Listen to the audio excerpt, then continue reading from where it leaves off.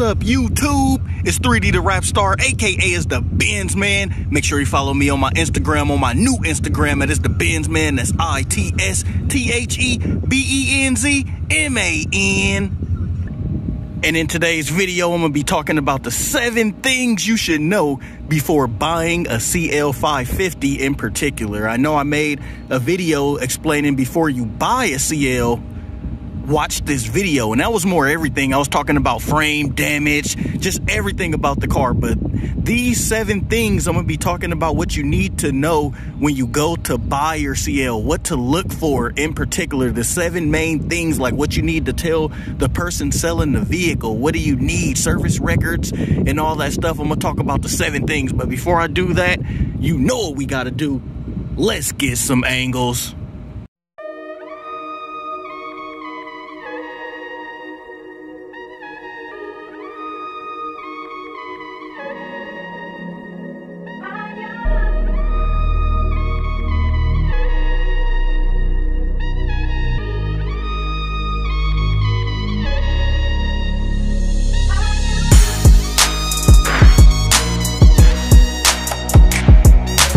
Alright, so number 1 on the list that I want to talk to all my subs, the star status, about, and if you have not subscribed, please hit the subscribe button. I always share information, what it's like to daily drive, not even daily drive, but to just have a car like this throughout, you know, the life of your time and what's it like and how much money you'll spend over time. I'm not just making just one and done video with this car. It's like I'm showing everyone the daily life or the weekly life of what I go to, what I do to the car, what I pay for the car. So number 1, and I'm doing this video in specific with the 7 things because of a lot of people always tell me, hey, is there anything I should really know before I buy the CL? I know I may watch this video before you buy one, but I think I was just talking about the overall car. Now I'm gonna talk about the 7 things in particular. So number 1, the air suspension. So some of the, even Benzes in general, some of them are Airmatic, some of them are ABC. This one in particular is the ABC system, and it is very complicated because you can fix something on it for $2 grand, and then your control arm struts, which are right here, can go out, and these can average anywhere from about $1 grand to 1.5. But if you do all the work yourself, you're in some luck. So that's what I'm gonna tell you. If you do the work on the car yourself, you are saving yourself a ton of money, because basically these cars are money pits, and there aren't money pits at the same times. I know that sounds weird, it may sound confusing, but because when they're running really good. But when stuff happens to them, stuff happens to them. Like my air suspension, and if you're new, you got to check out some of my other videos where I had a leak all under here in the suspension, and it got pretty bad. So that's number 1. I'm gonna say the air suspension. Number 2 goes hand in hand, because number 1 is just as bad. That air suspension can, oh man, and if you don't keep it clean, if you don't get it flushed, it can cause problems. So this is things you need to know going into before you even buy this car, that you can potentially be spending anywhere from $2 to 4 grand just on suspension alone. So if you're buying a used one, what you need to do is you need to go there wherever you're buying the car, and you need to tell them, have they did any work on the suspension?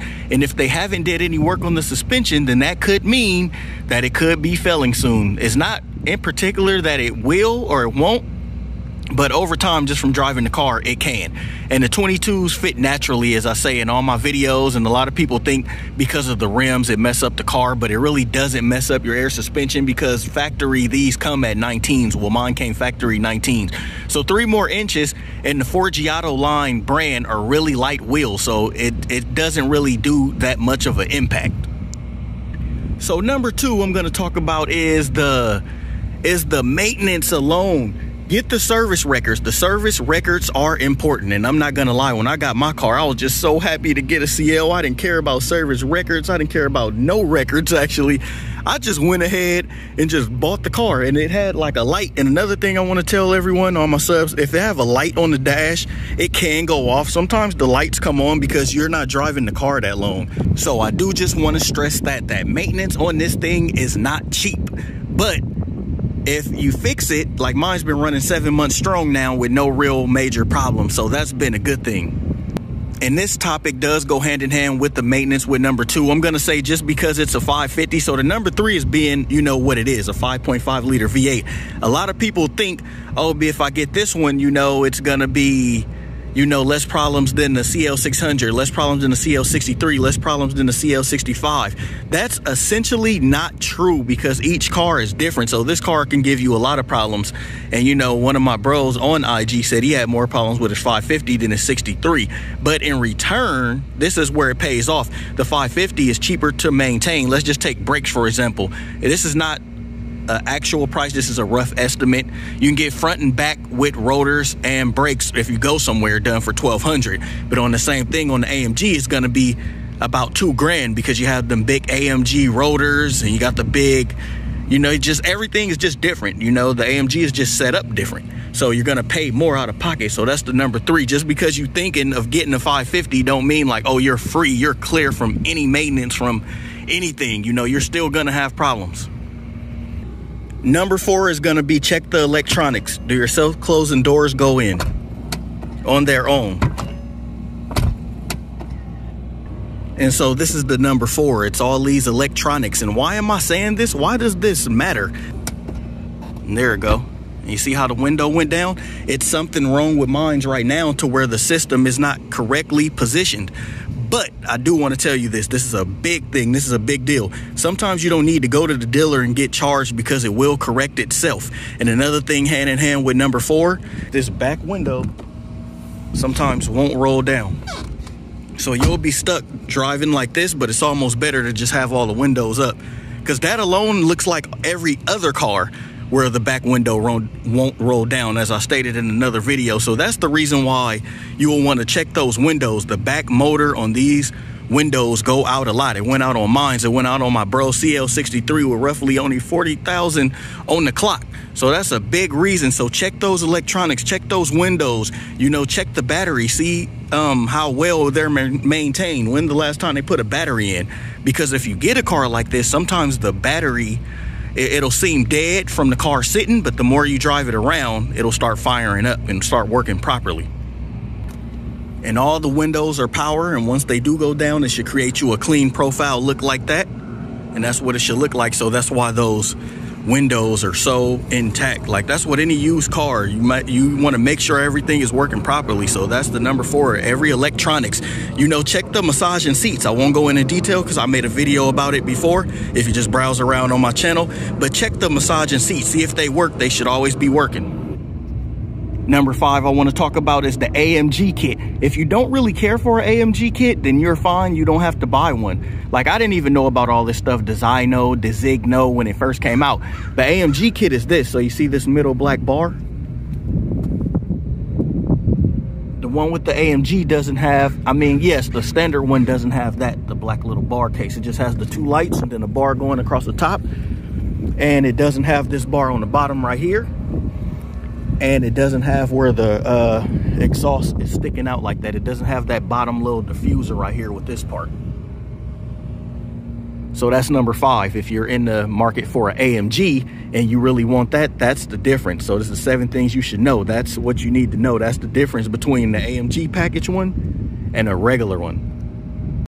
And number 6 is what you need to know is these cars are highly customizable. If you look, these are 22s on here that fit really natural. I didn't have to do anything. A lot of people tell me to drop it probably like a ½ inch or so, but I don't want to drop it because this is why I don't want to drop it. To me, it looks like it's on, but I don't know. You guys tell me. And look, everywhere I go, this is what happens. And that's why all these protests are out. I'm not saying that's because of me, but people probably say, oh, what is he doing over there? Or, oh, he's, you know, but if you look way down there, there's people down there that are just on bikes. Like, what could they be doing? But you see me over here with a car and recording. But since, you know what they call. But I'm not saying that was for me, but I'm just saying in general. Every time I notice I go somewhere to record or something, that's kind of how it get.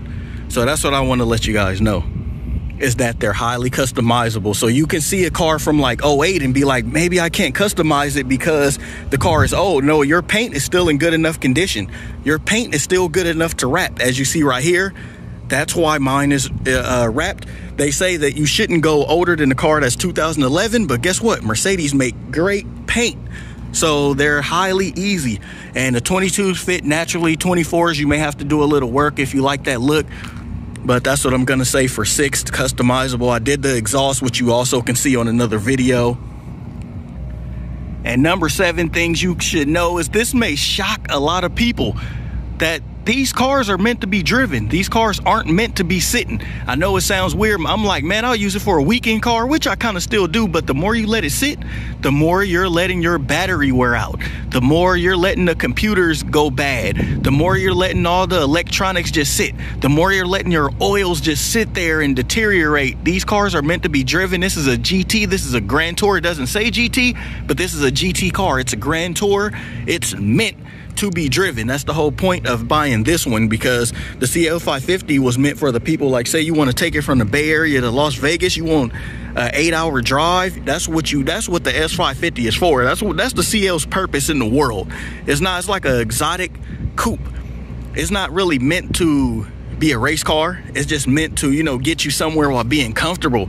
And a lot of these sports cars, after a while, it's over. It's over. You get in 1 hour, it's uncomfortable. It doesn't feel good. You feel every bump on the road. This car, you feel barely no bumps on the road, even with the 22s on there. So that's just my quick overview of the 7 things. I just thought I should make this video because I still get people telling me, you know, they're about to buy a car or about to buy a CL, and it has this many miles. What should I look for? So if it's anywhere under 100K, you should grab it if if it's a really good deal. But just check out the car. Another thing you need to check, you know, check the headlights. How does the headlights look? As you see, mines are starting to get a little hazy on top, but the overall car is still in good shape. And the overall lights are still in good shape. So you could tell how much someone dogged the car just based on what it looked like. So I hope this video brought some purpose. Signing off, Benz Man.